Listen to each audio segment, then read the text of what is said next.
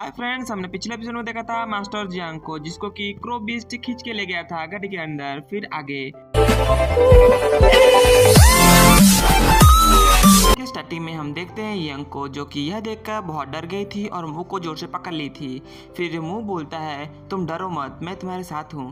तभी स्क्रोल बाहर निकल के बोलता है, तुम अपना आवाज थोड़ा नीचे करो, क्योंकि अगर तुमने ऐसा नहीं किया तो तुम यहाँ पर मारे जाओगे। हम देखते हैं मास्टर चेंग को, जो कि उड़ते हुए आके खड़े होके बोलते हैं कि मुझे यहाँ पर शायद आने में देर हो गई। देखते हैं उसके पीछे और दो आदमी आए हैं, एक का नाम हम मोटू बुलाएंगे और एक का रेड आई बुलाएंगे।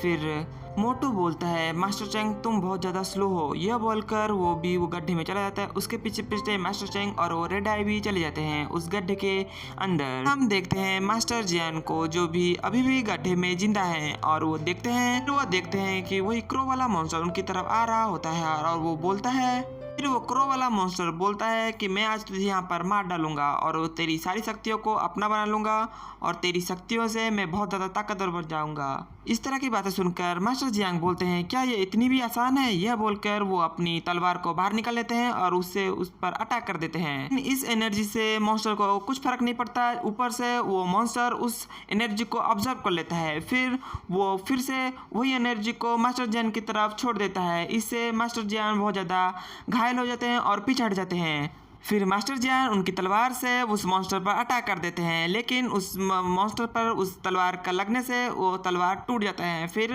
वो मास्टर जियान को दोनों हाथों से पकड़ लेता है। फिर वो मॉन्स्टर बोलता है, तू बहुत ताकतवर है और तुझे मैं खाने से मैं भी बहुत ज़्यादा ताकतवर बन जाऊंगा। यह बोलकर वो मॉन्स्टर मास्टर जियान को खा जाता है। फिर हम देखते हैं उसी मॉन्स्टर को, जो कि मास्टर जियान को खाने से एक इंसान का रूप ले लिया था। फिर वो मॉन्स्टर बोलता है, मुझे खाना है, अगर मैं बहुत ज़्यादा खाता हूँ तो मैं बहुत ज़्यादा स्ट्रांग बन जाऊँगा। यह बोलकर वो चांद की तरफ देख के बोलता है, मैं हेवन से पैदा हुआ हूँ और मेरा मिशन है खाना, ये पूरे दुनिया के लोग को खा जाना। फिर वो अपना नाम बताया, मेरा नाम स्टार है, लेकिन आप बताइए कि हम इसको क्या बुलाएं, भुक्कड़ मॉन्स्टर या फिर क्रो मॉन्स्टर या फिर उसका ओरिजिनल नाम स्टार? प्लीज कमेंट करें। चेंज होता है और हम देखते हैं स्क्रोल को, जो कि वो जान जाता है कि वो मॉन्स्टर एक इंसानी रूप ले चुका है। यह बात वो मुंह को बताता है। फिर मुंह बोलता है, इससे क्या फर्क पड़ता है? फिर स्क्रोल बोलता है, सिर्फ फर्क नहीं, बहुत ज़्यादा फर्क पड़ता है, क्योंकि यह मॉन्स्टर हेवन से पैदा हुआ है। इसका मतलब यह बहुत ज़्यादा शक्तिशाली है और तुम्हारे लिए तो बहुत ज़्यादा डेंजरस। फिर स्क्रोल मुंह को समझाते हुए बोलता है कि यह हेवन से पैदा हुआ है, इसका मतलब इसके पास हेवनली ताकत होगा। और मुझे लगता है कि जो एलियन बीस्ट पैदा होने वाला है और ये जो मॉन्स्टर है, इसके दोनों के बीच में कोई ना कोई संबंध है, क्योंकि मुझे लगता है कि यह जो मॉन्स्टर है शायद वो एलियन बीस्ट से डरता है, क्योंकि वो एलियन बीस्ट शायद इन्हीं मॉन्स्टर को मारने के लिए पैदा हुआ है। इसका मतलब यही है कि अच्छाई और बुराई एक साथ पैदा होने वाले हैं या फिर हो चुके हैं। फिर हम देखते हैं यंग को, जो कि मुंह को खींचते हुए बोलती है, मुंह हम यहाँ से जा नहीं सकते क्योंकि मुझे यहाँ बहुत ज़्यादा डर लग रहा है। अगर हम अंदर गए तो वो मास्टर चेंग बहुत ज़्यादा अच्छे नहीं हैं, मुझे नहीं लगता हमें यहाँ पर रहना चाहिए। यह सुनकर मुंह बोलता है, तुम डरो मत, तुम मुझ पर भरोसा रखो, अगर हम यहाँ पर रहते हैं तो हम बहुत ज़्यादा शक्तिशाली बन जाएंगे। और तुम्हें किसने कहा कि मैं अकेले लड़ने वाला हूँ? यह बोलकर वो लंबू के पास जाके खड़ा हो जाता है।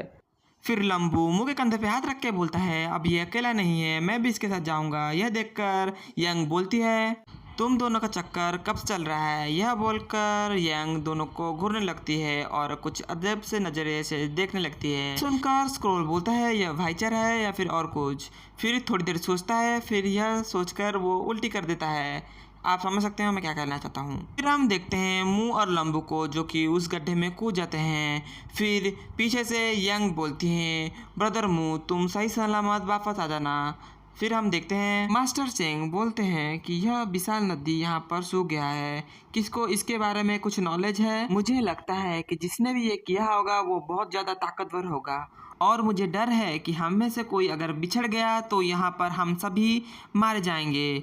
यह बोलकर वो सारे लोग आगे बढ़ने लगते हैं। फिर स्क्रोल बोलता है, कि यह बहुत बुरा हुआ क्योंकि यह नदी बहुत विशाल है और इस विशाल नदी को उस जानवर ने निगल गया। इसका मतलब है कि यह बहुत ज़्यादा खतरनाक है। स्क्रोल की इस तरह की बातें सुनकर मुंह बोलता है, तुम अपना चिल्लाना बंद करो और चुपचाप मेरे साथ चलो। फिर मास्टर चियान अपने मन में सोचते हैं कि यह लड़का अपने आप में क्या बात कर रहा है। अगर यह लड़का मेरे कोई काम का नहीं होगा तो मैं उसको आगे नहीं लेके जाऊँगा। यह सोचकर वो मुँह के पास आके बोलता है, छोटे भाई तुम क्या लोर के फ्रेंड हो? अगर तुम्हें कोई खतरा लग रहा है तो तुम मेरे पीछे पीछे चलो। यह सुनकर मुंह बोलता है, धन्यवाद आपकी ऐसी पूछने के लिए, लेकिन मैं इतना ताकतवर ज़रूर हूँ कि मैं उससे बच सकता हूँ और वैसे भी मेरे साथ मेरा भाई है और हम दोनों कोई भी मुसीबत का सामना कर सकते हैं।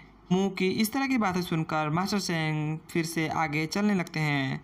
फिर तभी स्क्रोल निकल के बोलता है, वो जानवर स्वर्ग और पृथ्वी से पैदा हुआ है। इसका मतलब यह है कि वो जानवर बहुत ज़्यादा शक्तिशाली है और वो हमारी ताकत से भी बहुत ज़्यादा और हमारी कल्पना से भी बहुत ज़्यादा ताकतवर है। फिर स्क्रोल बड़बड़ाते हुए बोलता है, स्वर्ग का चक्र, आत्मा का अनुपालन, तो जानवर आ गया। सुनकर मुंह बोलता है, तुम क्या बड़बड़ा रहे हो? फिर स्क्रोल बोलता है, दूर देखो, मैं अभी तो तुमको ठीक से नहीं बता सकता, लेकिन जब मुझे ठीक से पता चलेगा तब मैं तुमको बता दूंगा।